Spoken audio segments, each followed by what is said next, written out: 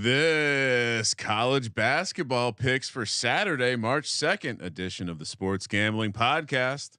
It's brought to you by Underdog Fantasy. Sign up today using the promo code SGPN and then head over to sportsgamblingpodcast.com/dog to enter our bonus contest. 5 winners on top of that sweet deposit match. You're going to get $50 SGPN gift card, some shirts, some hats. We're also brought to you by Hall of Fame Bets, the sports betting research platform for parlays, player props, and game lines. Download Hall of Fame Bet apps today. Visit hofbets.com. Use promo code SGPN. Get 50% off your first month. Start making smarter bets today. Hi, this is Merrill Hodge, and you're listening to SGPN. Let it ride, baby.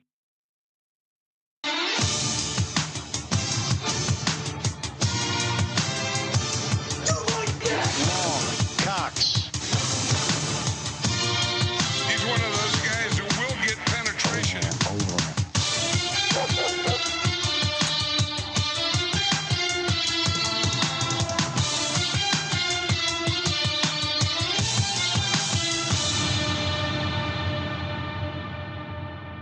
Ooh, welcome into the Sports Gambling Podcast. I am not Sean. He's very proud. He's a very proud man. Loves to tell you how much hard he works. Doesn't ever take vacation. The man is literally on a private jet flying to a ski resort as we speak. So sitting next to me in the filthy green seat, joined by Colby Dant, host of many shows on our network. Some people call him Pick Dundee. Some people call him Colby. Some call him the second. I can do my Sean. All right. Do your Sean. Go Syracuse. Boeheims. Wow. The Boeheims are the best. All right. They just signed with the Detroit Pistons G League team. Boeheim. I will say, Sean mispronouncing Boeheim's name and reporting that. Buddy, I don't even know who he reported was signed in the NBA. Shout out to the Boeheims, but yeah, it's me and Colby here. No adult supervision. We're talking college basketball picks for March 2nd. As you heard at the top of the show, I even failed to remember I had to do the reads. That's always something fun when I gotta get the ads going. And so instead of just me and Colby rambling on about animals and other things, which by the way, if you're listening to this, you might like listening to me and Colby. Colby will be sitting in for Sean Friday night, probably tonight as you're listening on Sports Gambling Podcast Live on VSiN. So I will say this, I'm going to tease it. I don't know if it's going to happen. We're probably maybe going to do an animal segment. So well, I saw a video this morning of a jaguar taking a crocodile. Oh, I saw out of a river. Yeah. And I was fascinated by it. So I feel like we're going to have to break that down at some point. I mean, we might break that down on this show, but I certainly think bringing the, I would say more mature audience on VSiN along the way of a good old fashioned animal handicap. Maybe we'll break down the, pick 2 types of animals to defend you. The rest try to kill you. Maybe let's talk about this though. The jaguar. What do you think? Plus 400 in the river? Cause I mean, you would think in underwater, he's slowed down and you have the crocodile. So that's what was fascinating was cats are great fishermen. And while the caiman or the gator or the croc is not a fish, you think that was that was a pick? I don't think when that happened when he entered the water, that was that a pick for you? I don't think I've ever seen the croc win against the cat. Have you ever seen any sort of reptilian? I mean, I don't know about the cat. Maybe I think a lion. I think I've seen it with a lion. I've never seen. I think I've seen it with a lion. I've definitely seen it with a dog. Never seen a predatory cat get dragged into the water by. No, I've seen a lion in the water though. Okay. Get attacked, but not from land. Not from land. So again, this and more. Listen, we got 8 basically 12-minute segments to fill on VSiN. We're going to talk college basketball. We're going to talk college football. Maybe I'm sure we'll make some relevant picks. I mean, we'll talk draft. I know we got an expert calling in. We actually have someone calling in who's going to be calling in as a pregame to a St. Elmo's meal. So we'll have to get some St. Elmo's shrimp cocktail and steak questions out there. Anyway, 6 p.m. on the West Coast, 9 p.m. on the East Coast. Anywhere you can tune into VSiN. Again, Me and Colby, no supervision. Management seemed a little bit scared with the idea. Welcome to Jurassic Park. That Sean wouldn't be here. I explained that we would be doing a whole segment talking about the Michael Creighton basketball team. It really, we could fall off the rails. Anyway, to help us not fall off the rails, I'm gonna bring him on now because also we're without producer Josh. Shout out to people taking vacation. We're in the wild right now. We're off the reservation. He's trolling around Jupiter, Florida, following some golfer I've never heard of, but I have a nice ticket on this guy to win the tournament. Shout out to producer Josh. And so bringing on your co-host from the college basketball experience, the Big 12. It's the Big 12 college basketball experience, which, by the way, have seen some positive chatter when it comes to Mac recently on social media as well.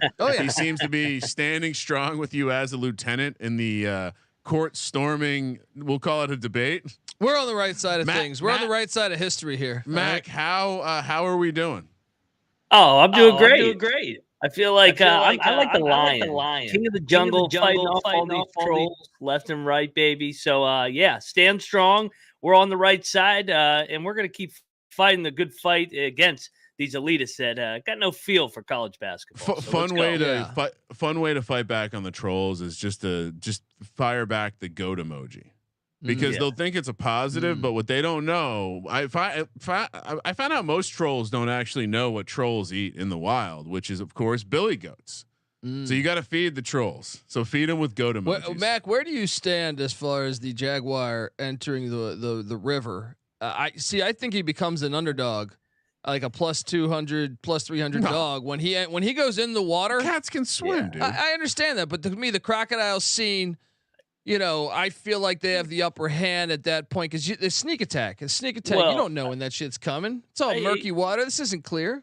Yeah, I think the water brings the elements into it, neutralizes it. I mean, you look at Tyreek Hill. Whenever the Dolphins go to the cold or in the wet, they can't fucking move the football. Very good. That's Tyreek Hill. Tyreek Hill's the fucking Jaguar, cheetah, whatever he is. Then all of a sudden get a little bit of wet and they can't move the football. That's what I'm saying, man. I'm personally setting the Dundee number for the Jaguar once you enter water. All right, at a plus two. If you want to play the game of if they're both on land, you're probably on land. It's reversed. It's the other way around. I feel like going into water makes it an even fight. I'm sticking to my I'm sticking. Pick. Okay. And I'm always on the cat. I'm a big cat guy. Let us know what you guys think. Oh, look. You know what I mean? Get out over there to social media. What? Actually, let Sean know. Let Sean know. Let Sean know. Tag at Sean T Green on Twitter, and who you think would win and what those odds would be. We actually saw a win in a way because the Jaguar did pull off that big. They were like Fairleigh Dickinson last year to bring it back to college basketball. Again, I'm a cat guy.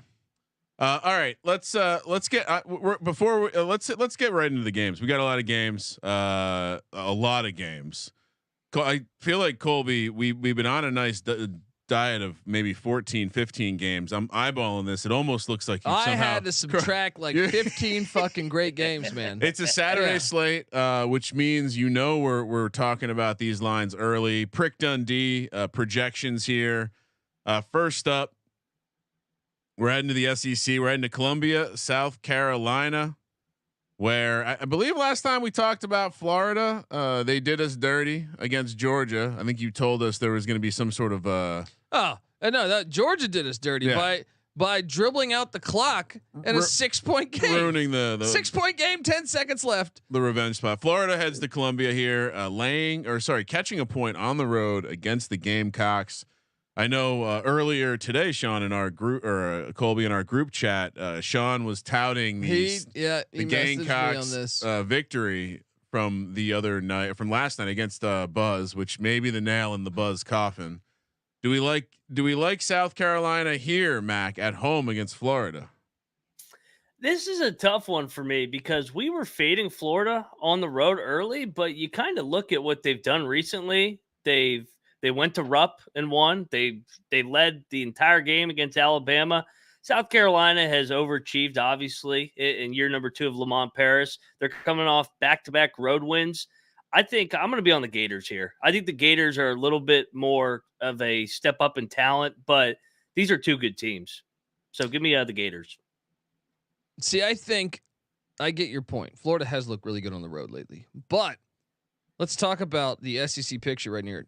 Tennessee and Alabama is on the sheet in a little bit. Those two teams are tied for first place, playing on Saturday, where South Carolina is one game back. Now, South Carolina has the tiebreaker against Tennessee right now.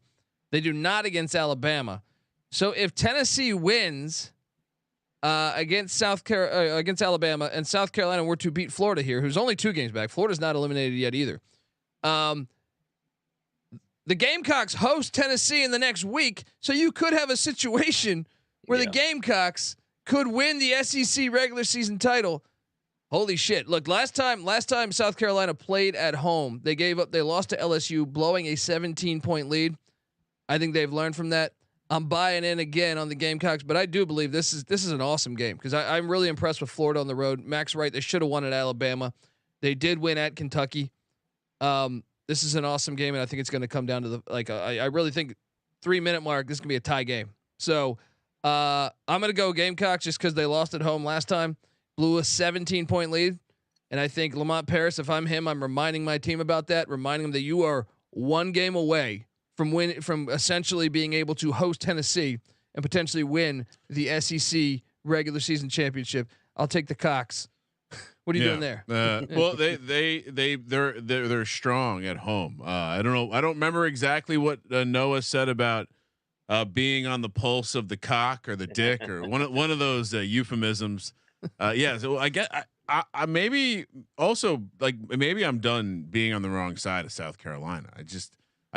Anytime I look at the numbers on this team, it's like, well, they're not that good. I'm going to fade them. And then you watch them play and they get hot from behind the line or from the 3-point line. And I'm out, and Sean's not here, but he would remind us how bad, probably both these teams, but Florida is at the line. Yeah. Surprisingly, South Carolina is the much better defensive team, but Florida does have the much better offense.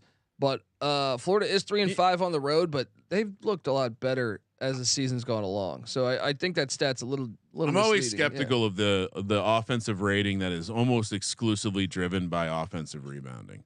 I think some of these teams you can see that where, especially on KenPom, you see the elite offensive rebounding, and then you're like, well, the rest of this squad, they're not really anything better than average at anything else. So yeah, I'm with you. I'll also take the Cox laying a point. Favorites greater than dogs, and if you want to be helpful, Colby, you can write down our picks here on the sheet. Oh yeah. As I also work the board, I'm in control of everything today, guys. Watch out. All right. Next up, 9 a.m. on Saturday. Again, reminder: these are the Prick Dundee openers, projections. We're talking Big East here. Heading to Providence, Rhode Island. Speaking of trolls, I saw a troll. There's been this pick troll that's been coming after Sean pretty hard every time he gets anything wrong. Was not happy with Sean's performance selecting Providence on the last slate. Providence here laying 1.5. They're at the Dunk, not called the Dunk anymore. I believe Cousin Mush will be here for this one. What are we doing here with this Providence squad, Colby? This game is maybe even bigger than the South Carolina Florida game. Yeah. First off, TJ Bamba is a game time decision, something to monitor there. Also, Jordan Lingo is a game time decision as well. But you're really stressed to get that one out there. Yeah. But Seton Hall is the last 4 in, according to your boy Joe Lenardi. This guy, he's like a tenured professor at a school, barely doing his job. I mean, at this point, if I could give a free plug, Sean's not here to tell me no. Bracketmatrix.com. If you're not familiar, it's an aggregation of everyone that puts out a bracket. And so you get a good vibe of who's in, who's out. Anyway, I just want to throw some shade at Lenardi as one of the last 4 in. Okay. He also had not Seton Hall. I'm sorry, Providence as one of the last 4 in. He has Villanova. Well, actually, Seton Hall is also in the last 4 in too. Yeah. He has Villanova as first 4 out, being the second team out after Texas A&M. I don't even know how the fuck Texas A&M is above them. How are they in? But no, Texas A&M's not in. They're the first out. Oh, got it. And this might have been done pre last night's episode. No, I mean, even on this site, they're like right on the outside looking in. So I mean, this is a critical game. Nova has been pretty bad on the road. They're strange. They went 3-7 on the road, but they won at to me, the hardest place to win in the Big East is Creighton. Yeah. They won at Creighton somehow. Providence, Kim English has overachieved my expectations in year one, especially when you add in the Bryce Hopkins injury. They're 14-2 at home. They're playing elite defense. If anything, it's the offensive side of the ball that is a little bit of the question mark with the Friars. I gotta ride the home team here. I want to believe that Neptune and Nova are going to find a way to the NCAA tournament, but when you look at the schedule here, and I just can't make a case for them to win in probably the second most lit environment in the Big East. The Saturday game too. Yeah. Every Saturday, like one of the things to look for every Saturday Providence is playing a home game is those crazy fucking fans surrounding the building looking to enter. I mean, obviously they need to open the doors a little earlier. Yeah. Maybe let's get the doors open at the dunk a little earlier, give out donut holes, some iced coffee, and way too much cream in it. Now Shaw would say, since I'm in Green's chair, that Villanova is the top free throw shooting team in the nation. Oh, that's maybe why you take the Wildcats. I would argue that Providence, the better rebounding team, the better defensive team with the home crowd behind them, all the difference. Give me the Friars. Yeah. What do we think, Matt? And coming off an embarrassing loss. Yeah, and Villanova's coming off a 30-point shellacking of Georgetown. They put it on Providence earlier this month, 68-50. I'm with you. I can't trust Kyle Neptune in a big game here. He has not come through over the last year plus. Whenever they hit the road at these tough spots outside of Creighton in a sleepy December spot, they have not gotten it done. So give me the dunk. 12 o'clock. I mean, they're going to be pounding beers in the parking lot at 6 a.m. I mean, that place could be on fire. And from Providence, this punches their ticket. So they got to have this game too. The Big East, where everybody's on the bubble. This Providence, 30 minutes into the game last time these two teams played on the road, Providence only had 27 points. So that I would say maybe that's a good benchmark to let's see if we can do better than that this time, guys. So you're on the Friars. I'm on the okay. Well, it takes a lot for me to take a dog. We're not at that point in the season yet where I'm taking dogs. I mean, that game, what's great about that game is you're kind of getting a playoff game right now. Yes, will Villanova have another chance they could win the Big East tournament theoretically. Yeah. But you're getting a playoff game essentially right there. There's huge stakes to it. All right, sweet. We'll give the Discord Villanova official Discord play. Did you want to add? No. I'm saying that's why, people that say like it ruins the regular season in the college football when you go to 12 teams. Oh, stop. This I would argue. Who are you talking to? If you pay attention to this is a gigantic fucking game. No one's listening. Yeah. No one listening to this program is like, you know what? This playoff expansion is going to be a disaster. That's what that's how you know it's such a good idea. No one is mad at it. How often in this country do we hear things get just completely like, yeah, that's a great idea? Wait, more football, more games? I know. I'm sure there's the small percentage of people who are like pro BCS. But at the same time, when Sankey's trying to make the NCAA tournament 96 teams, what's your take on that one? Expanding basketball? Yeah. No. Mac, you got a take? Too much. No, we know what the hidden agenda is. He wants more SEC and Big Ten schools. Yeah. If he was honest and said, "Hey, Indiana State, who's a team that's probably going to go like 28-4 this year, if we want to get that team into the tournament that doesn't get the outright bid because let's say they get upset in their conference tournament, then I still think it's too many, but I could understand it more. I think actually it's just I think in basketball, it's not going to work the same. You're just going to open the door for more mid majors. I don't think it's necessarily going to help get like bad, like, cause we're already at that dilemma of we're letting in bad teams. And so you want to let in more bad power conference teams when there's still actual good. And keep a 28-4 team out or something like that. The more alarming thing is I saw our buddy Ross Dellinger saying that 14 team football playoff with 3 auto bids going to the Big Ten SEC. Well, they wanted 4. They wanted 4. So to me, getting it down to 3 was a win. I mean, talk about projecting weakness. Like we don't want to play for it on the field. We want to be guaranteed it. I mean, when the Super League idea came up in soccer, people got very upset with the idea that you don't have to play hard, you just get to be in the best league. That's not fair. So yeah, You can't. Also, what's wrong with March Madness?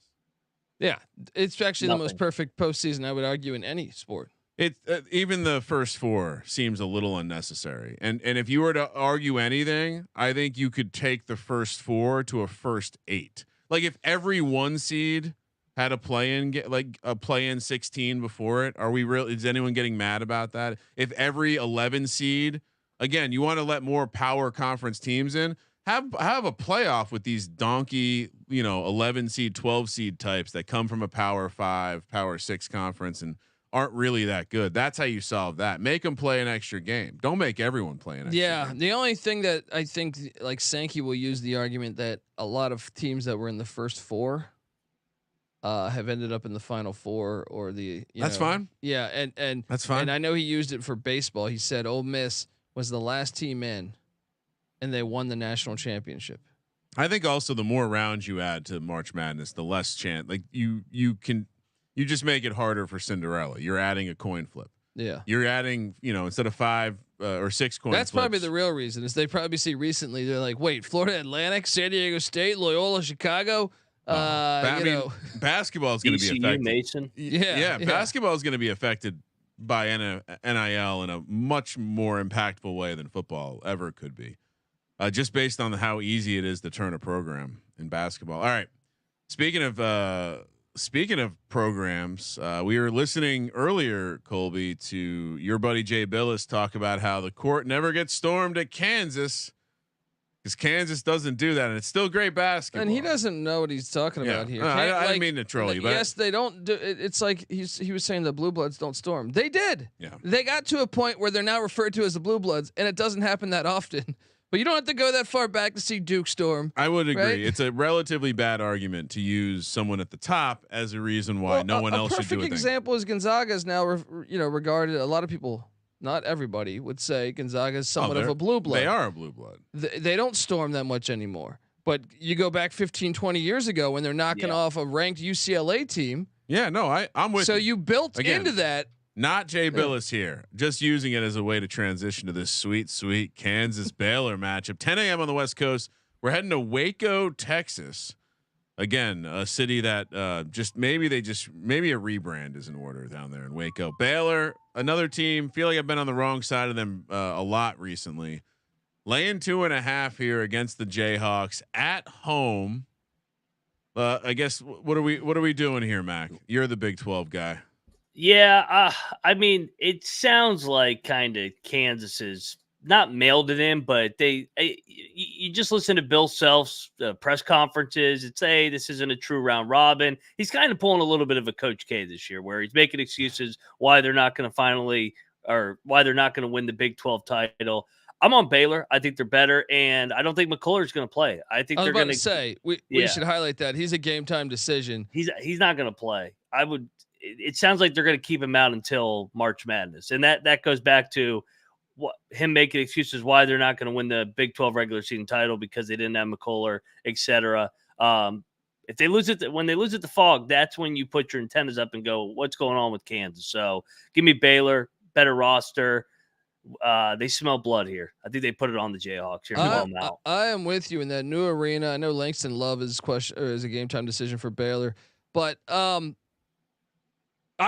this Kansas team is not as good as most Kansas teams. Yeah. And to me, especially if you have the X factor, which I think is Kevin McCullough, a guy who's played in the national championship before, if he's not going to go, or even if he's not 100%, I cannot take Kansas on the road in a hostile environment against a Baylor team that can move up a whole they're in 4th right now. Kansas is in 3rd. Baylor's right on their ass. So they can essentially, this is for seeding in the Big 12 tournament here. And also this is a huge win. You have this on your resume going into Selection Sunday. I think this is the difference. But like right now they're projected to be a 2 seed and a 3 seed. Baylor is at stake then. Yeah, exactly.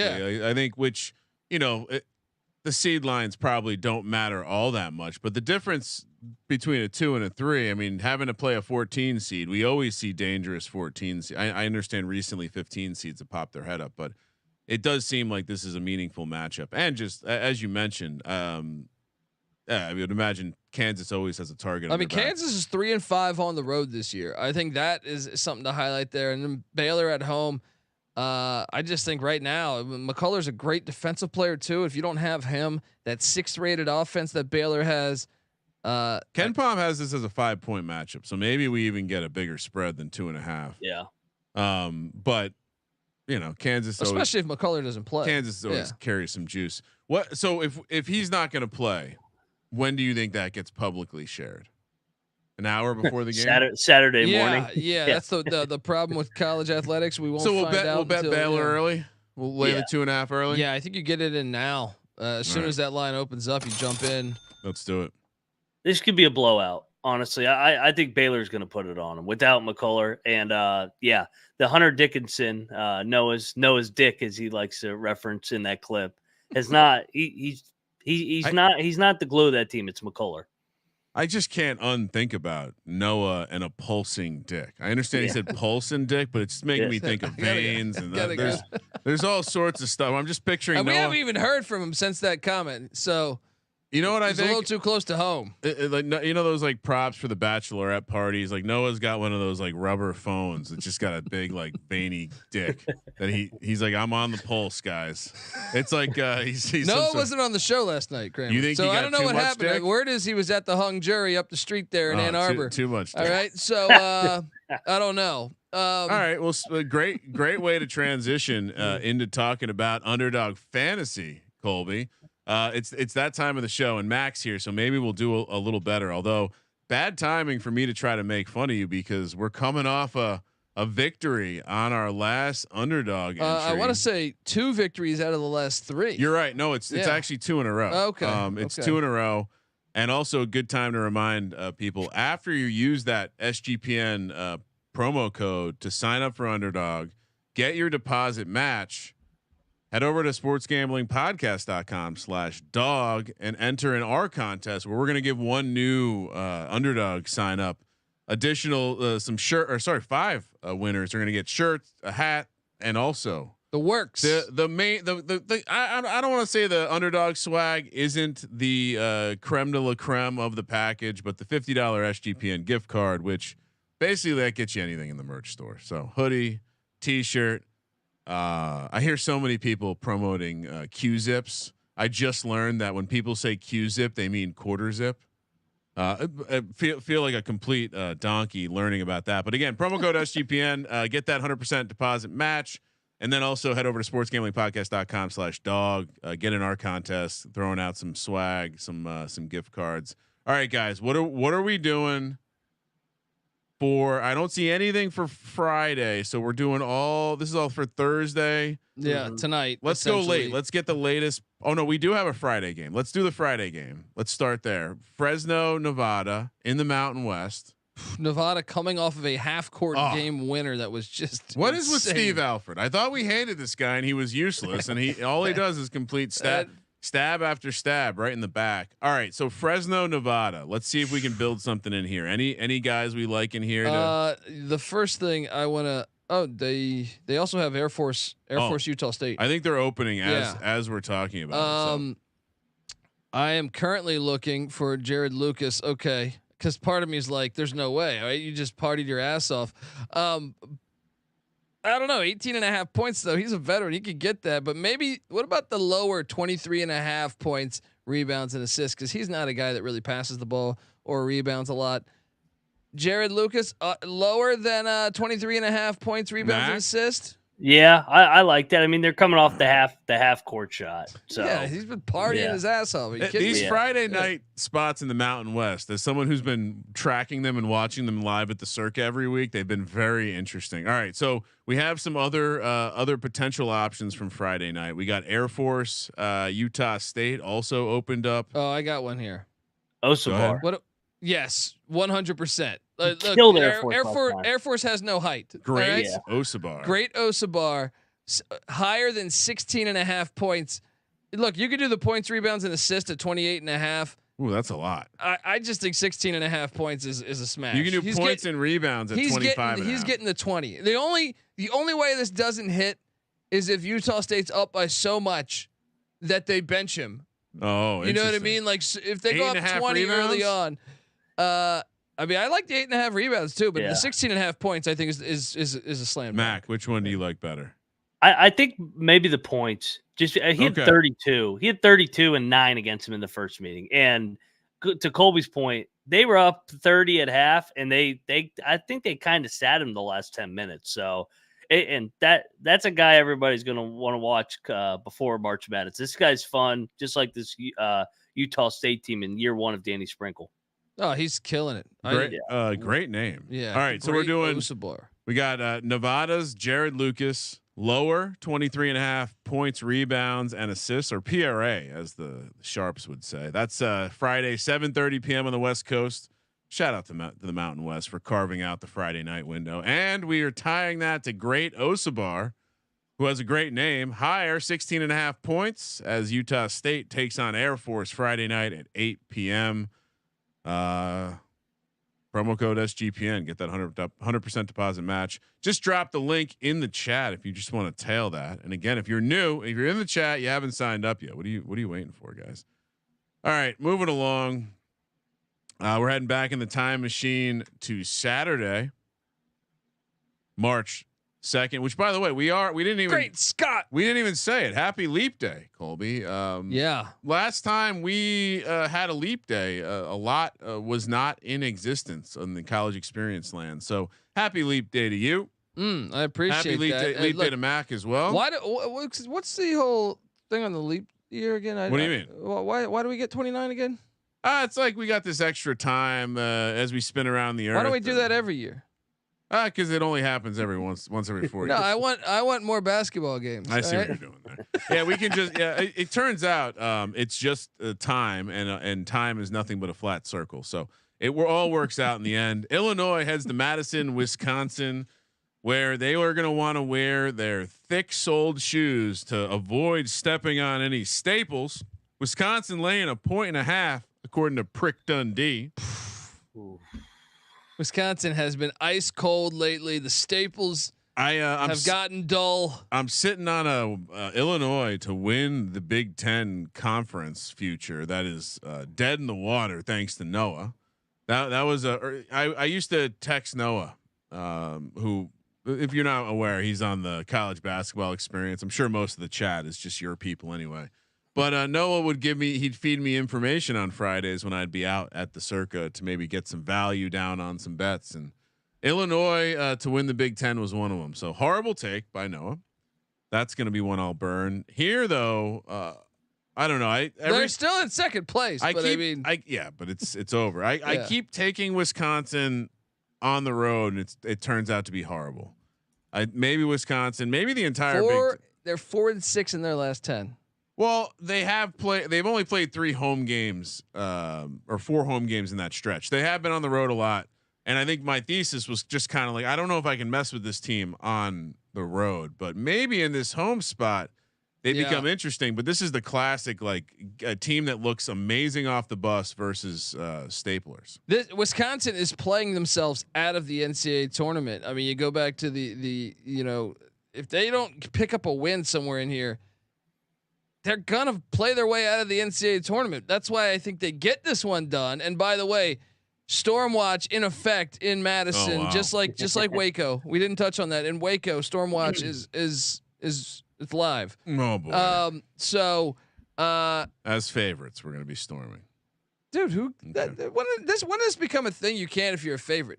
All right. I will say that the one argument against this is that most people didn't know about the point spread. So to your point, yeah.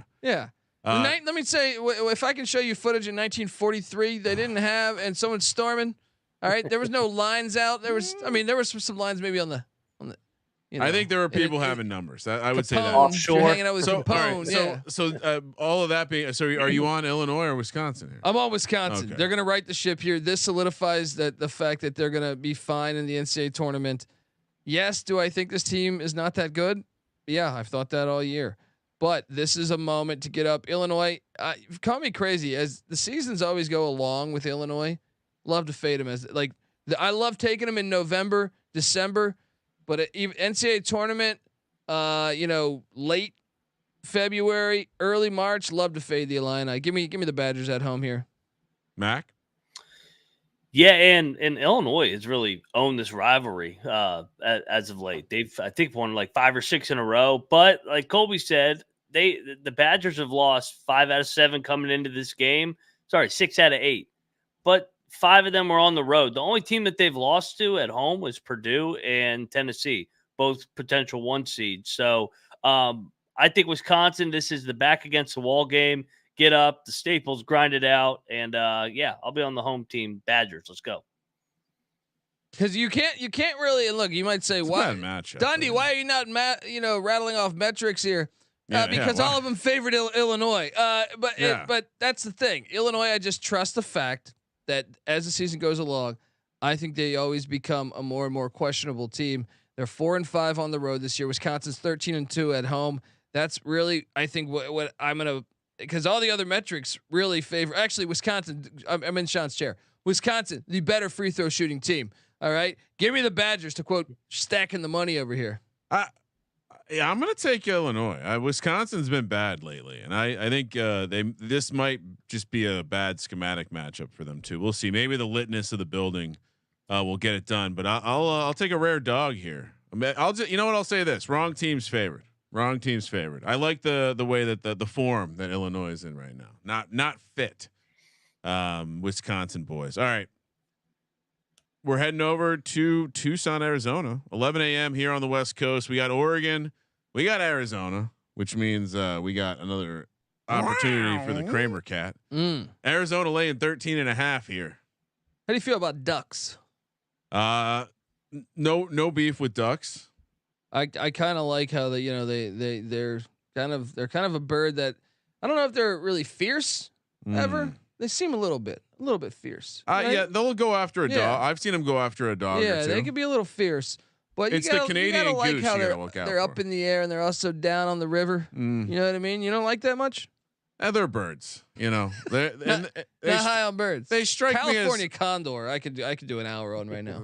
I did see that video. Yeah, it does strike me as the kind of animal that probably got eaten a lot. Like ducks have been benefited by humans. Oh, ducks taste fantastic too. I'm just saying, like ducks back. If there were more predators, I'd imagine we'd have less ducks. Yeah, but anyway. How do you feel about eating duck? It's fine. I married a Korean woman. So it's they like a duck. common. I would say the thing. Asian cuisines like duck. It's a greasier meat. They like the dark meat over there in Asia. Take that comment for what you will. The duck is delicious. All right, duck's delicious. So, but you're pushing duck on me like you're going to tell me that it's time to take. Well, I mean, look, let's go back to bracketology here. Oregon need this game. I mean, they are in a really, really desperate spot here. Dana Altman. Some are speculating potential retirement. Potential retirement after the season. I know he's not wanting to deal with the portal anymore. I don't know. Just the program has been for a while there. They were making the Final Fours and Elite Eights and stuff, and it's been tough. Now a lot of that's been injury related, but anyway, they have had their struggles. 19-9, and me and Mac were going over this on the College Basketball Experience episode yesterday. Their resume doesn't have a lot of meat to it.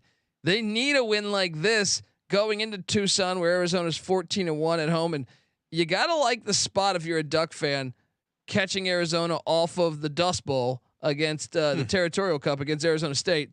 But at the same time, I just don't know if they're good enough to go in there and win. So, I mean, I'll take the points in Oregon because of how desperate they are, and that you gotta like, Arizona coming off of the like anytime you can catch the back end of the rivalry game, that's always a good thing. So I will take the points with the Ducks, but I don't see an outright win. And really, I think they're going to have to win the Pac-12 tournament to get in after they lose this game. I know they have Colorado and Utah after that, and maybe those 2 wins. Maybe Colorado's a fringe team as well. Utah too. Yeah. Not a lot there. I'll take the points, but I think Cats win by 7 or 8. Mac. Yeah, I'm gonna take the points too. This is a all-in kitchen sink game for Oregon. They gotta find a way to get one of these. I mean, this starts a stretch where they go Arizona on the road, then they go Colorado, Utah at home. So they kind of were asleep last night against Oregon State. I think they were looking ahead to this game, and I still like Altman as a coach, just like I like Greg Gard as a coach. So back against the wall here. I think this is going to be a closer game than people think. So I'll take the points. Yeah, Arizona, interesting spot here. It does seem like they don't necessarily need to dominate, but they also can't afford to lose this game with Washington State right on their ass. Washington State has the tiebreaker on them, so you could also build that case of, hey, they got to handle business there, to get that 1 seed in the Pac-12 tournament. Because another thing is Arizona's got to play at UCLA and at USC. I know those teams have underachieved, but let's be honest. They have talent on those rosters. Yeah. So you could lose that game if you're not paying attention. So both teams, tough schedules, but Ducks are the play. What are you doing there? Points? Are you kidding me? I'm laying it with Arizona. Come on. I knew he was going to. You guys are talking about retirement. They're on their season could be over here soon. They might need a run in the Pac-12 the final Pac-12 tournament. Well, maybe they continue to do it just with 2 teams. You have auto buys all the way to the championship. It'll be like one of those. Like the AC, who are the conferences that have like the 4 buys? It's like they start the WCC, I think. Yeah, right? exactly. Yeah. Like Gonzaga's got the quad buy. You just say Oregon State and Washington State both on the quad buy this year. I will fade the Ducks.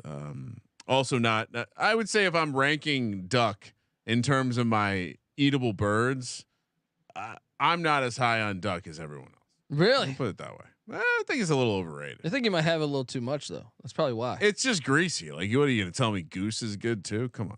11:30 a.m. on the West Coast, right into Omaha, Nebraska, where the Michael Creightons are taking on the Shaka Cats. The Shaka Cats. Eagles, man. No, I was trying to do a play on Shaka Smart. The Eagles taking on the Creightons. Now they say the Blue Jays are huge assholes. What do you mean, like Blue Jays, the birds? Yeah. You haven't heard that? They wouldn't be an asshole to an eagle. I know that. Well, Eagles are some bad motherfuckers. Eagles kill. Yeah. If the eagle wasn't the mascot for our country, we may have different view on them. And also for those who are not up to speed on dinosaurs being birds, imagine something like 5 times the size of an eagle coming down on you. Yeah, life would be hard back then. You're just going for a nice dip in the pool. Just some giant predatory bird comes down and try to pick you up and rip you in two. They just did like a show on Netflix about that. I think even Morgan Freeman's narrating it again. Oh, geez. I'm out on Morgan Freeman. Acting or narrating? Just I would say do some research. I did some research, but I mean, what the fuck do I care about him narrating? It's just words. You know what I mean? Creighton laying 3.5 here. They have not been the best home team this year against the spread, Colby. I believe they're sitting right around 500 against the number, maybe even below 500 against the number. Stormwatch in Omaha. Stormwatch in Omaha. They'll storm here if they win against Marquette. Number 5 team in the nation. Are you kidding me? Before we get to the weatherman, I don't know if they would storm, but I would not be opposed to it. I mean, if it's right, hey. Go ahead, get on that court and celebrate. So number 12, Michael Creighton hosting number 5, Marquette. You're telling me, I think they would storm, right? If they won it like the buzzer, I think they would storm. Well, you're projecting a 3.5 point spread. Yeah, and you got to lay it, by the way. And I'm laying it. That's why I said no storm, because I think there's a great spot. That's true. They're probably not going to storm because they win by 25. Yeah. But I'm with you, Mac. I think this is the hardest place to win in the Big East. I know this year, uncharacteristically, they've lost a couple, but especially if you're a ranked team, I don't think you win in this building. So I'm all over that. I think the fact that they have so many offensive weapons, to me, I mean, we were on them last night, and that was a great play. Yeah, I just think that in that building, with the energy of that crowd behind them, and the fact that if one guy's having an off night, they have 2, 3, 4 different guys that are capable of scoring the ball. All the difference, they're the 19th best offensive rated team in the nation. I know Shaka's team can play defense, but on the road like that, I just think it's a horrible, horrible spot for any ranked team. And also, I'm stacking the money green here, 18th in the nation in free throw shooting compared to 167th for the Marquette Golden Eagles. So all over the Blue Jays. Is this senior night for Cockbrenner? No, next week. I believe they have one more game, right? Yeah. Yeah. They have one more game. Wait, no. This actually is because they have a bye week. they have a bye week for some reason this week. So this is senior night. Also, Marquette's coming off 3 straight home games where they just drilled teams, and it was the bottom half of the league. They're hitting the road. Marquette's won 3 in a row in the series. This is revenge for Creighton. And also Marquette's got UConn on deck this week. So Kolek got banged up, got some stitches last night. I like Creighton in a smash spot. They've been playing really well at home in February, Kramer. January, they were shit. No, I'm in. I like this one. Also, I do like how the Marquette is looking ahead to UConn, who just absolutely. Yeah. I mean, if Hurley was ever to commit a crime, it would look something like that game. He put all of his rage into that one. All right, so we all agree. Let's see here. Oh boy, I'll have to update because we forgot to mention that the Discord will also be on Kansas. But now we're all on Creighton, which means the Discord, Villanova, Kansas, and Marquette now in your kitty. Good luck. And you have 1 dog thus far. Oh well, we're on pace. We're on pace because we're about halfway through the card. So that, 2 to 3 dogs is usually my max. And I did say Illinois should be favored. So yeah, can't get them all right, but I'm certainly not going to get them wrong. Laying all the favorites. South Florida heads to Charlotte, North Carolina to take on Charlotte. The Clits, I think is what you guys call them, -4, 1 p.m. on the West Coast. It's such a stacked slate, and we have to dip into some minor conference basketball here. Is that what we're doing, Mac? What are we doing here? Oh, dude, this is a great game. Abdur Rahim down there in year 1 is maybe going to win National Coach of the Year. They've won 13 in a row. But if you remember, Colby, when these two teams played the first time earlier in February or late January, Charlotte had a 20-point lead, and South Florida came all the way back. I think the streak stops tomorrow. Bulls need to drop a game, and I think they're going to clinch the regular season at home next week. So give me the Clits. Let's go. Lay the number.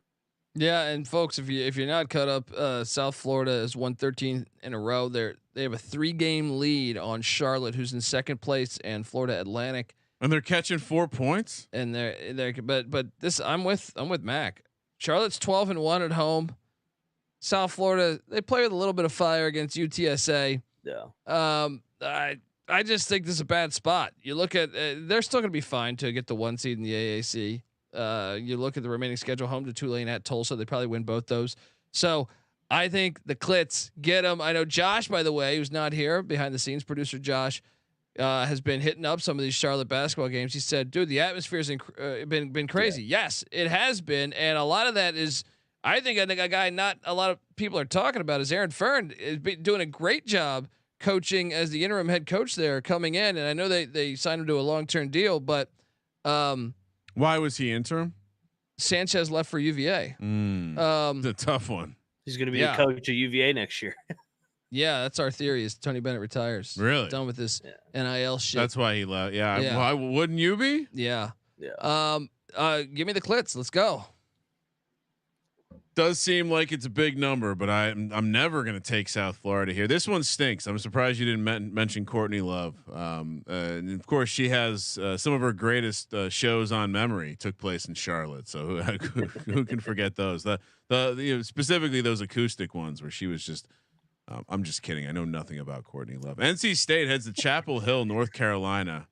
Someone hit me up about Courtney Love. Did not understand the joke at all, so I had to spell it out to him. I was like, "You see." Colby has this joke about her smelling. The youth is confused about a lot of things. It's unbelievable. Yeah. It's like the guy. First of all, he's like, I don't understand. You guys are always mentioning this Courtney Love. From what I can tell, she was a singer. Oh my God. NC State, the Pussy Pack, they're taking on the Tar Heels. Big rivalry spot here. North Carolina laying a big number. I laid a big number with North Carolina against Miami earlier in the week, and somehow they made a complete mess out of that one. I would assume they're going to take care of business against the Pussy Pack. Mac, what are we doing here? I'll let you go first, since I'm guessing you don't have the extreme bias and hatred towards NC State that Colby does, or maybe you do, and I'm walking into a trap. What are we doing in this one? I do think they're the Pussy Pack because they're in the ACC, and that's just the pussy fucking league. But wow. NC State's like Pitt, where it's cha cha cha. They could get up for this one. I could see them winning the game outright. It would not shock me if they went into Chapel Hill and won the game outright. They're off the Florida State loss. I would assume they're thinking, hey, if we're going to get back on the bubble, we got to get this game. NC State plays up to their competition. They always play down to their competition. So I'll take NC State here in Chapel Hill and the rivalry. Yeah, I mean, look, they haven't won in Chapel Hill since 2017, and they needed overtime to get that done. They've only won, I think twice. They've only won twice in Chapel Hill since 2008. But can they cover 13.5? I mean, even longer. They've only won twice since 2002. I do think they can cover it. I think they can cover it. So, especially, we were on fading the Pussy Pack because we thought they were looking ahead of this game when they went down to Tallahassee and Florida State got them like we projected, because that's what NC State does. They collapse in moments where they, you think they're going to be able to put it together and make a run. But this is one that they can actually. They lost that game, so now they have a talented roster, so they could stay within this number. I think you take the Pussy Pack. It sounds terrible to say. Carolina's going to win the game, but the Pussy Pack can cover it. It's a rivalry game. All right. So you're taking NC State? I think you got to take NC State here. What? I think you got to. It's just too many points. Kramer's definitely taking Carolina. 10-point win. 100%. 10-point win for Carolina. UNC minus 12.5. Yes, please. Colby, what are we doing here? You're taking NC State? You know how gross you're going to feel? You're going to love when they get boat raced out of this building. Here's the thing. I also hate North Carolina. Now, they're not as bad as NC State. Let me ask you this. What does the number one Dant brother think about this game? I know he's a Duke fan. Oh, I think he would take NC State in the points. Woo, I guess he's a closet NC State fan. Yeah, he is a little bit of a closet NC State fan. That's weird. Yeah. Is that normal? Yeah, I don't think so. It's all confusing. I feel like he's App State's his favorite non-Duke school, but after that, it might be NC State. Feels like the kind of disease you have to take a shit in a bag and set it in for some sampling to get diagnosed. All right, I'm on UNC. You're both on the Pussy Pack. Yep. Yeah. Play up to the competition. Play down to your competition. NC State. That's a fair argument. You know what? Do we have one for the Discord? Yeah. You know what? This 3-game homestand just seems like it will be disinteresting to UNC because it's all about the Duke game to end the season, I would imagine.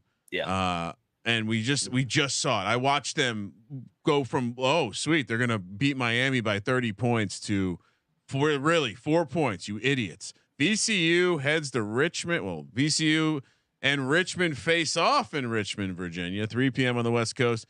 Mac, this feels like the kind of game that you might be showing up to. Richmond laying 4.5 here, according to Prick Dundee. As we see an anonymous badger pop into the chat. A spider, a badger, and a ram walk into a bar. Mac, what are we doing here?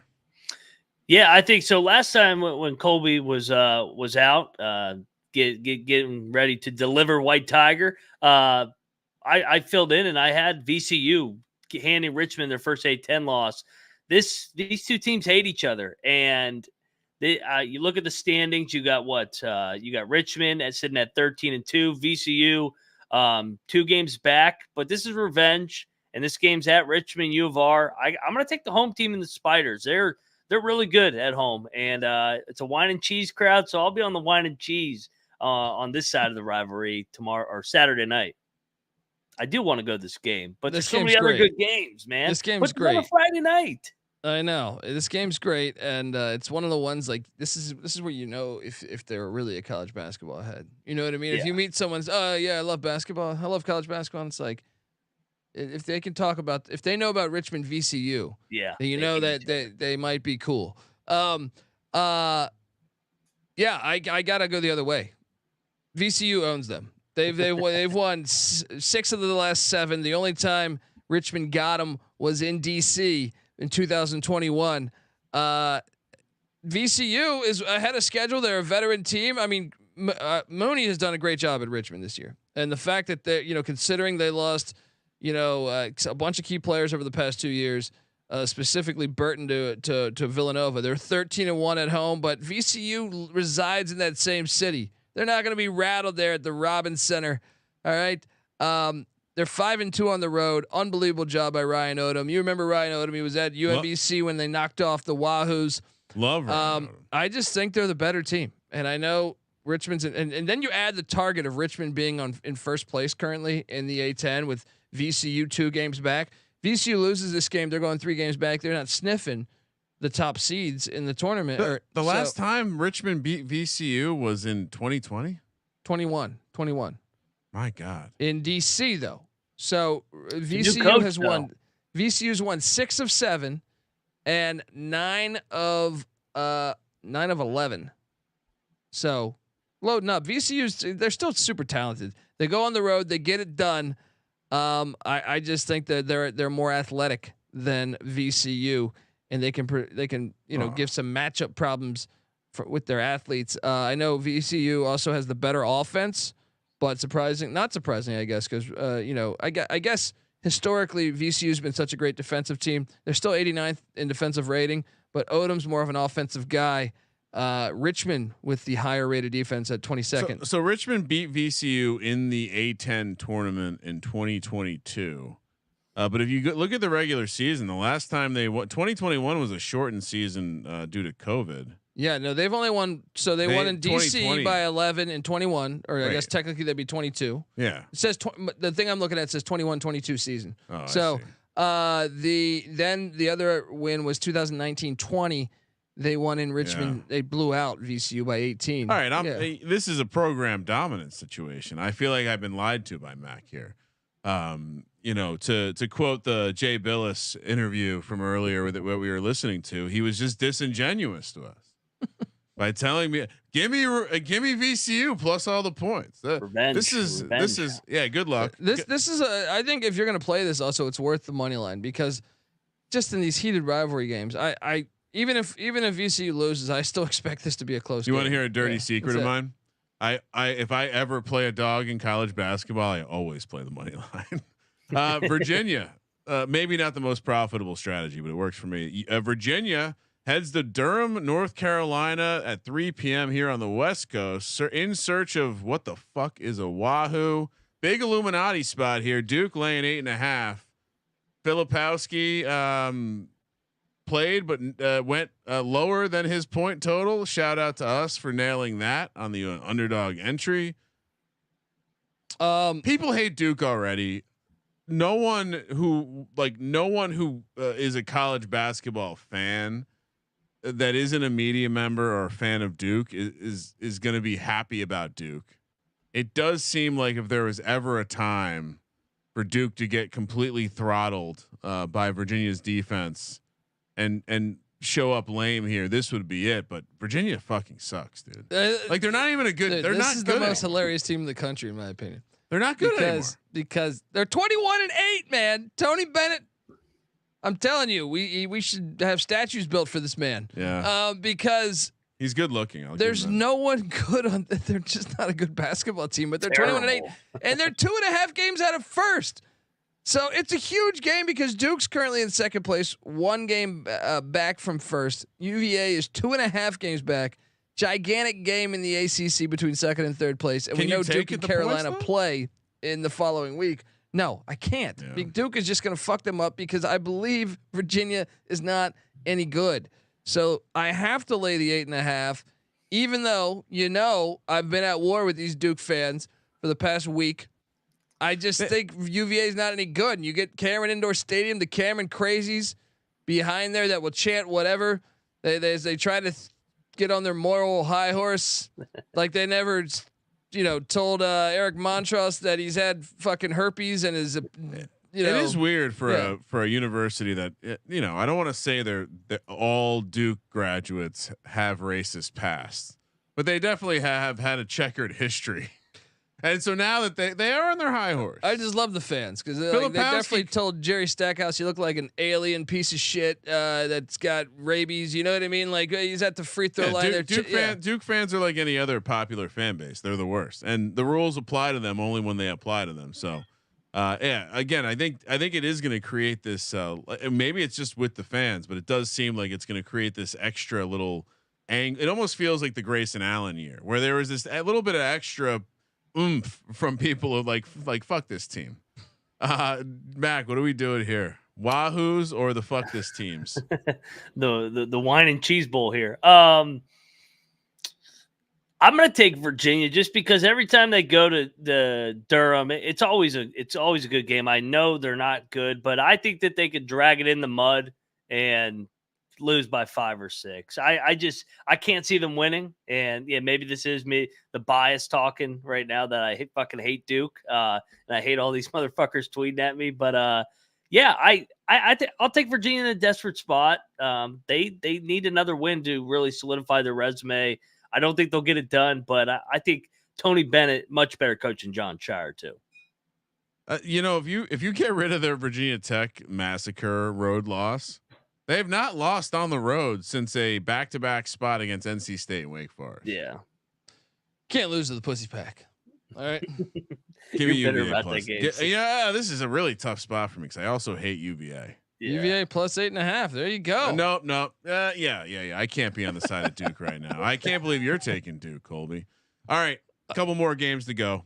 5 p.m. on the West Coast. More of my favorite West Coast conference, the Boise State Broncos. They're taking on New Mexico, laying 3.5 here in Boise, Idaho.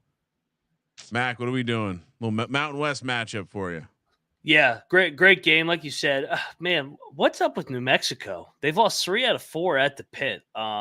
Really won puzzling. The Air Force. There were 19-point favorites against the Falcons. But like you said, New Mexico, last time they did lose at the pit, they were able to go to Nevada and get a big win against Steve Alford. I don't know. The first meeting, Boise won at the pit. I'm torn on this game. I'm gonna. Colby, who's our guy on Boise? DJ. Oh no, you're talking about the guy that.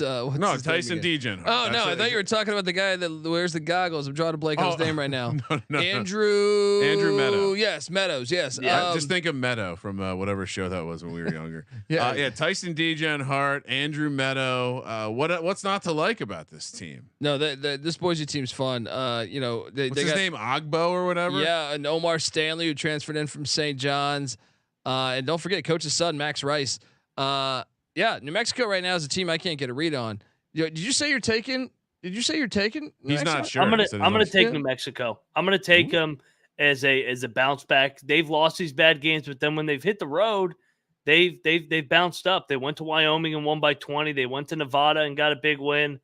I think it's another back against the wall. We got to right the ship, and they've had a week off. And Boise did win at the pit. Yeah, I kind of like. They did win at the pit earlier this year, so it could be a little revenge spot. Isn't this a pace makes the game kind of game where Boise's going to control the pace? Like New Mexico wants to play a certain way, Boise wants to play the opposite, and Boise's going to win because they're at home. My thing is Boise is such a veteran team, though. Give me Boise. I'm going to go Boise too. I'm going to go Boise this time of year. Again, people always ask me, what do I like to look at? I already gave you one, the offensive like when a team is carried by offensive rebounding percentage. And they're kind of a fake good offense, which, by the way, New Mexico is not totally that, but a little bit that. I also like when you get, I think home environment. If you think a team's going to have the environment, then I think you have to assume they're going to win the tempo. And Boise's playing for that number 1 seed right now. They're tied with Utah State. San Diego State. We love Broncos. Yeah, we love Broncos. Buck 'em Broncos. Let's go. We love Broncos. All right. 5 p.m. on the West Coast, right into Tuscaloosa, Alabama. Roll Tide. Tennessee has become a popular national championship pick. I'm seeing all the gambling Twitter posts of people. Can you imagine if Rick Barnes wins a national championship this year? That's my thought. Like, guys, are you not aware of Rick Barnes in the tour? Come on, guys. He's great at the regular season stuff. We know exactly how this is going to end in a game where his team. Wait, what's this? They're going to forget how to fucking score and they're going to lose a close game. And down the stretch, you're going to be like, why do you not have an offensive play for right now in this moment? Alabama laying 3 here. To me, Alabama is the exact kind of team that's going to waste them in the tournament. But right now, I don't know. I don't know if I want to go. I've been having a good stretch taking Tennessee going against Alabama. Mac, what are you doing? I'm going to lay it with the Tide. They're at home. That place is freaking bonkers, and they just run away from teams in that building. And this could be the game where Tennessee goes through a drought, and they drilled Alabama last month in Knoxville. Revenge. Bama makes their 23s tomorrow. They're 13-1 at home. Yeah. All right. Yeah. They're really good at home. Tennessee, though, to their credit, is 6-3 on the road. They've won 5 straight, and I just think this environment, they're off the Auburn win too. Yeah, to me, the fact that that Bama just I know they got past Ole Miss and came back, but they got destroyed before that by Kentucky. I think the statement game. They say, hey, we're going to win the SEC regular season title. This is the first step in the right direction here before you shit the bed in the NCAA tournament again. Once again, they never made the Sweet 16. So I will take Bama -3. They get it done. They get that 21st win of the season. Top rated offense in the country. I know obviously Rick Barnes, known as such a great defensive coach. I'll take the top rated offense at home behind a lit environment to beat. Good offense beats good defense. What are you doing here, buddy? Their road losses, at least the 8 conference ones, have been in the rock fights. Texas A&M, weird game. Mississippi State, weird game. Kind of want to take Tennessee here. I think my thesis is that Rick Barnes, I think this team's going to close strong. I think they're going to be a very chalky option in March, and we're going to get. I'm starting to get the pen out to circle Tennessee as maybe the team, not Kansas this year, not Duke, that chokes hard because everyone's got the expectations. What I would add is a fun trivia question for you guys, since you're college basketball heads. Who did they lose? Who is that one loss to at home for Alabama? It was early, right? Clemson. It was Clemson. Yeah, Clemson beat this team. Yeah. PJ Hall. Yeah. Meanwhile, I think when you look at the types of games that Alabama struggles in, it's basically games where their defense lets them down. They still score, and so I think if their defense lets them down against Tennessee, Tennessee's defense is going to be good enough. Their defense, specifically around the 3-point line, is going to be good enough. I like Tennessee. Let's go. They're not going into a rock fight here, so I like them on the road. Take another dog here. Wow. Taking another dog. Wow. I'm telling you, regular season Rick Barnes is something I've fallen in love with a little bit this year. But boy, do I cannot wait to fade this man. Maybe I'm thinking it's going to be some sort of like 8 to 10 point dog, second round, like a 1 versus what would that be? 8-9. Yeah. I'm envisioning like a Northern Iowa type team. I would say Alabama. I almost fade Alabama in March better than Barnes. I mean, them too. Them too. They're also on the list. Yeah. And just in terms of because when things don't, at least with Alabama, when things don't go right, they still have. I feel like with Tennessee, the one game where the offense doesn't go right, they're going to fall flat on their fucking face. All right. So once again, I'm disagreeing with the experts. Who knew? That's usually a great strategy for me. Houston heads to Norman, Oklahoma, where reports are still coming out of Norman that are suggesting that Porter Moser still is not talking to Sister Jean via cell phone. No text, no phone, nothing. Houston laying 8 here. Is it possible Houston is going to come into the Big 12, kick the door down, and just say, yeah? I mean, is this not the best case for like conferences really not being as important as we try to make them seem in college basketball? They went up a level, which is supposed to be hard to do, to the best conference, and arguably, but probably definitely the best conference in college basketball. And they're going to not walk through it, but they're going to come out the other end pretty good. Yeah. I mean, the remaining schedule, they've lost to Kansas on the road. No one's going to get mad at them for that. They lost to Iowa State on the road, which is one of the tough road spots in the Big 12. And that was a close game. Yeah. Iowa State is a very good team this year. And they lost to TCU on the road, who TCU is a team that I've circled in pen weeks ago, bet on in March, veterans. Jamie Dixon's the scary part, but that's it. Those are the blemishes for this Houston team. They've gone through the gauntlet of the Big 12. They're winning road games in the Big 12. I assume we're just going to lay the points with them here against an Oklahoma team that is untrustworthy at best. Yeah, I mean, this is Kelvin Sampson's homecoming. I mean, he was at 8 points, 8 points, maybe a little steep. Obviously, he was at Oklahoma and Norman there for a long time. And look, they haven't played. I mean, they played pre-Sampson, but this is an interesting matchup just because they haven't played. So it's a homecoming for Kelvin Sampson.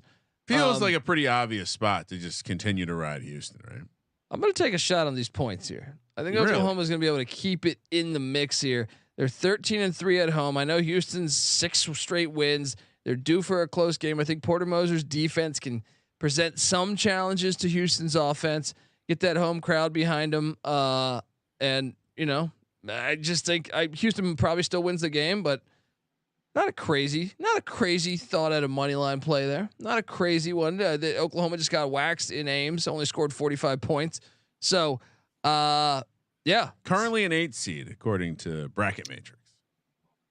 Taking a shot. What a week for Oklahoma. They got to play Iowa State's defense and they got to play Houston's defense. That's a fun draw. I'm going to be on Oklahoma too. I think that they're better at home, and I like to fade the return game for the coach. I think it's a distraction. I think there's emotions with how things ended there. Give me Oklahoma, and I agree with you, Colby. I think Oklahoma's live in this game. I think Houston's due for a loss. Everybody is now all of. I think if you're a Houston fan, you want to lose this game. Yeah, I've been saying for weeks that they're the best team in the country, but now all of a sudden the national heads are talking about it. This is when you want to fade them, I think. Yeah, I like that angle. I would circle the UCF game. Weird road trip. Bounce house. Yeah, the bounce house. Maybe that's more of the logical spot. I'll lay the points here. I do think that Sampson's gonna want to fuck up his old team. 6 wins in a row for Houston is the 8th longest win streak in the nation. They're tied with Gonzaga, Princeton, McNeese State, App State, and Arkansas State. Who has the longest win streak in the country right now? Longest active win streak. South Florida is second. I was about to say that was my first guess. Charlotte is tied for 6th with 7. They're tied with Little Rock. It's St. Mary's, right? St. Mary's has won 15 straight in the WCC. After that, South Florida 13, JMU and Merrimack both on 9. And Colby, we talked about him the other night. Tarleton State. Number 5 out of after tonight. Out of the whack. Let's go. Not Dixie. after tonight. All right. So I'm on Houston. You guys are on Oklahoma. Yes. Once again, we're disagreeing with the experts. Okay. All right. Next up, again, circled this team in pen. I didn't realize, and maybe it's Jamie Dixon's hair that actually brought me all the way back around on TCU. Maybe it's their veteran leadership. Maybe it's the guard play. Jameer Nelson's kid. I've watched this team do stuff that is just ready made for March. They've gotten the bounces. They seem to understand what to do under pressure. This will be a great test for them as they head up to Provo, Utah to take on BYU, laying the points. Simple handicap for me. I know you're going to tell me BYU, this environment will be lit. But I think at this point I'm going to get ready for the tournament and start getting ready by betting on TCU every chance I can. Well, I can tell you this: TCU just lost. We were on them on Monday to Baylor. The Super Soaker is lit. BYU's 14-2 at home there, and obviously have a top 20 offense and their defense. That's one of the underrated things I think that Mark Pope's got them doing. Is they're right there defensively. I mean, I think TCU only charts three spots better than them in defensive rating. However, though, TCU's a veteran team. I think 6.5 is a little too much. I'll take a shot on the Frogs coming into the Super Soaker and being in this game. I don't know if it's not a crazy money line play either, but I think they're a veteran team. They can be in this game, and they've been to some hostile road environments this year. Yeah. So give me the 6.5. BYU just beat Kansas, man. Yep. It's a great letdown spot. I'm blindly losing money on TCU the rest of the season. If so be it, if that's the way it's going to be. Mac, I love TCU here, and you mentioned it. They've been good. They've been good on the road. They led for 35 minutes in Lubbock. They won at K-State. They won at Baylor in triple overtime. And they should have won at the Fog as well. And this is a letdown. And from a matchup standpoint, TCU's big, strong, veterans, athletic. I think that bothers BYU's kind of cha-cha-cha. They're a cha-cha-cha offense too with all those threes. Yeah. That's it. I mean, they live and die by the 3. I mean, they have one of the biggest disparities, again, navigating the KenPom page, but if you look at the point distribution section, they have one of the largest disparities between reliance on 3-pointers and reliance on 2-pointers in the country. They're bottom 20 in 2-pointers. They're second in the country in 3-pointers. So pretty easy formula to how to slow them down. And yeah, I like it. I like the cha. I feel like we stopped using that for a while, Colby. I've always used it, but I use it more in football. Yeah, it was originally a football. We used to make fun of the Big 12 for having their high school offenses, their cha offenses.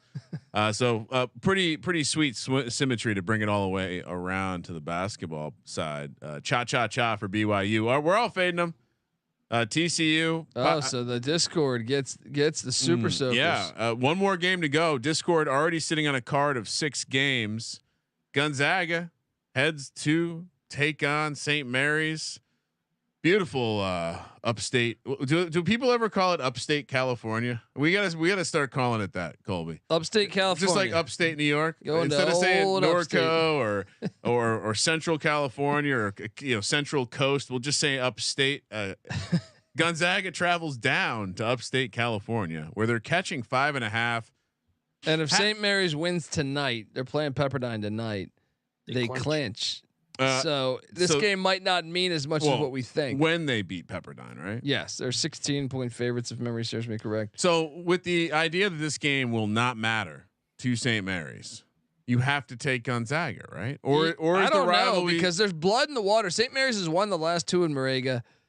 It's the biggest number, 3 in a row, largest spread in some time, if ever. Randy Bennett doesn't seem like the type of guy that's going to say, "Hey, let's just let off the gas." They want to bury the Zags. Yeah, I'm going to lay the 5.5. Obviously, you want to. I think Gonzaga, they're playing at San Francisco tonight, so that's a dangerous game for them too.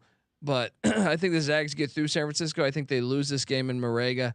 St. Mary's has been waiting for this moment for a long time because the Zags have owned the WCC. I will lay the 5.5.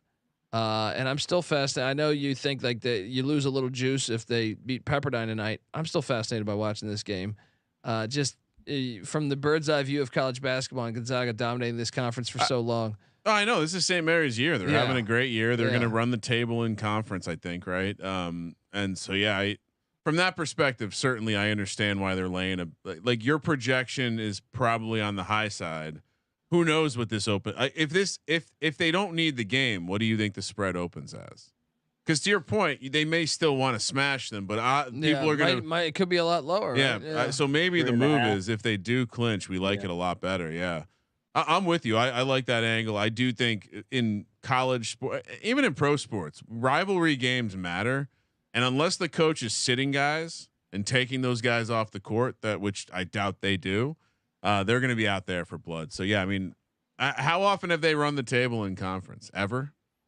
Never, because Gonzaga's always been there. Yeah. So I don't think you don't always get a chance to have historic years. So you got to take advantage of it. All right. Another plus it's a favorite. So Mac, you're with us on St. Mary's? Yeah. And it's going to create the narrative headed into Vegas next week that the Zags got to win the tournament to get in the dance. And I think we take the Zags to win the tournament next week. Win, salvage the first out of 3 games in this series. But yeah, I like St. Mary's to run the table here. Let's go. We're going to have to dive into the schedule, Colby, because Sean and I are going to be out in Vegas Friday conference championship week. So if there's any sort of activity going on in Vegas, and you get the Pac-12. Well, we got our show Mountain West and WCC. Our show ends at 8, and the Big West. Our show ends at 8 p.m. So it'd have to be an early game or a late game. But either not way, the Big West, the WAC, I think. The WAC's out there. The Mountain West is out there. Was someone say, is the Summit League also out there this year? So someone else was out. It might be the Big West. It might be the Big West. Did you say the WAC? The WAC is there, I think. Yeah. WAC is there. And yeah, that's a good. Real quick, last game, we're all in St. Mary's. So Discord officially on Villanova, Kansas, Marquette, South Florida, North Carolina, the Tar Heels, BYU, and Gonzaga. And March Madness is now officially what? Selection Sunday is 2 weeks from this Sunday, and March starts in about 12 hours. March starts in less than 12 hours. Yeah. If you are going to be in Las Vegas for the first weekend of March Madness, hit us up. We will be out there. The entire TCE crew, or at least the basketball crew, Noah, Mac, Colby, somehow they all found their way to Vegas. Myself, Sean will be out there. Maybe some unnamed friends and family also going to be out there. We're going to be watching games over at the Westgate. We'll be doing shows all week at the Wynn. Somehow we'll get Noah allowed back in over there. After last time, we don't like to talk about that. So yeah, let us know. It would be a good time. We'll be watching. Honestly, Thursday of tournaments, March Madness is probably my favorite single. As much as I love the NFL, probably my favorite single day of sports consumption of the year. All right, Lock Dog Tees. Hold on, I'm doing a horrible job of doing everything, but I am gonna find the Lock Dog Tees sound effect. Sean, where would, if you were Sean, where would you have this on the screen? It is very difficult to. Probably under Eagles lock music. Yeah, I got the lock. I got the. Dong. Oh, that's not dong. That's dog. We got the cat. It's smoking my weed. Colby, do you know where it is on the board here? No, I don't. No. I never. Yeah. Wait, hold on. Yeah. All right. We got the Lock Dog Tees. I typically go first. I guess I'll go first again. All right. My locks have been have cooled off of late, so I'm going to get back to the system that got me here. First up, don't know if the number is going to be right that Colby put out here, but give me Creighton. Great matchup, great situational spot. Marquette coming to town. Let's lay the points with Creighton. Also, I think you gotta take Providence here, laying the short number against Villanova. Again, just situational spot. It does seem like Saturdays get a little bit more hyphy over here. See what I did there? I did an upstate California term for an upstate New England term there. Really butchering geography. All right. So, first up, Creighton minus the points. Then we got Providence minus the points as my second lock for the dog. Got a couple dogs on the card. Oh, surprise. So I got some options here. Let's see here. We're going to head to, we're just going to do TCU. Be a little bit of a fanboy here. TCU money line. They're 6.5 point dogs. So this should be juicy enough. 2.5 to 1 or something like that. So again, my lock dog bonus lock, AKA best bets for Saturday, March 2nd, Creighton minus 3.5, TCU on the money line, and Providence minus the points. Mac, since you are the guest, I will allow you to go second. Colby will back cleanup as he always does. Thank you. I'll lock up the Baylor Bears for my first locks. They're going to put it on Kansas. They smell blood in the water. And speaking of smelling blood in the water, give me St. Mary's. They're going to put an end to this Gonzaga at-large bid. So Baylor and St. Mary's. And for my dog, Boomer Sooner. They beat Kelvin Sampson in his return game and stormed the shit out of that court. Let's go Sooners. Yeah, Stormwatch. Let me ask you about St. Mary's Stormwatch. If they go undefeated, I think should. Stormwatch is in Moraga. Now they've probably been watching the news a little bit too much. You know how upstate California does it. So I like this upstate Cali. Maybe they don't storm, but they should storm 100. If you are listening to this and you're going to this game, make sure you storm. All right, don't. This is a moment you can have. You might not ever have this moment again. Yeah, that's true. That's a great shirt too, because just like New York, it's like you got the city and then everything else is upstate. It's like, so California, everything outside of Southern California, upstate. Let's get Josh. All right, so Mac is on Baylor, St. Mary's, and Oklahoma on the money line. Yes, and look, you guys are overthinking all this stuff. The lock is Michael Creighton minus 3.5. Yeah, I agree with that. Look, they're just at that. Anytime a ranked team goes in there, it's just not going to happen. The other lock, it was interesting. I was battling between Boise and Bama, but I think I'm going to go Boise minus the 3.5. I like that. Against New Mexico, and the dog is the biggest rivalry I think on this entire board. The biggest rival. I mean, not again. I'm a TMZ guy, but I would imagine the biggest rivalry is the VCU Richmond game, right? I mean, I guess you have NC State, North Carolina, which probably the history goes back further. But are they in the same city? They're like 5 minutes from one another. But I'm with you. VCU is the play. They're going to win it on the money line. You can't take the pussy pack to win a big game because it's just a scary thought. VCU beats Richmond. That's the play. I think. I can't wait to watch those games. I mean, do we want to give out a parlay? I love a good parlay. A little. I know he's on Richmond, so we can't do the VCU TCU parlay. I feel like we need a big time money line parlay. We can call it the Joe Biden parlay. 700 billion and $1,300,000,000,000. All right, so I mean, NC State on the money line. Does it start there? I don't think that's possible. All right, then I'm out. Then we're not doing TCU on the money line is possible. All right, TCU money line. What do we put it with? You can do VCU. Yeah. No, I don't want to. We got to agree. He picked Richmond. I know. We got to agree. But I don't think we agreed on. So TCU and who? Well, hold on. We like St. Mary's. Okay. Let's not overthink this now. We don't know what that number is. The Clits. Yeah, I was going to say Charlotte. We liked a lot. Yeah. Creighton. We liked a lot.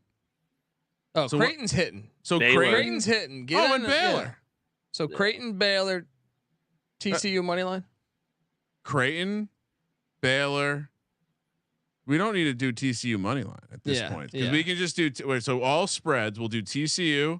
No, you know what? No, keep it to the home teams. Okay, Baylor, so Creighton minus the points, and to me St. Mary's or Charlotte. You guys vote. I think both of those. All right, so Creighton is in. Creighton's in. Baylor's in. Yes, the third one you decide between Charlotte and St. Mary's. I personally think Charlotte's probably the better one. Mac, your call. Yeah. Charlotte's good with me. All right. So Charlotte minus the point. Charlotte, Baylor, Creighton minus the points. And if you want to be spicy, throw in St. Mary's on top of it. Yeah, if you want to be spicy, go to upstate California.